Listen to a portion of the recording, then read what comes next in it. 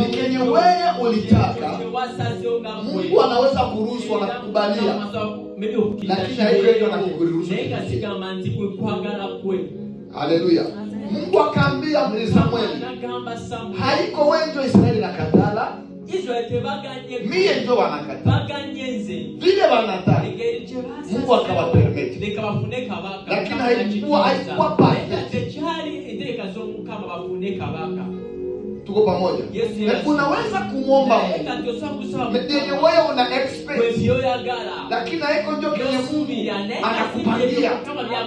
Nirudie kidogo niseme, unaweza kuwa unaomba Mungu akupatie mume, akupatie mke, akupe kazi, lakini ile yoko nalomba haiko mkutaka kwa Mungu. Lakini Mungu kulingana na pupa yako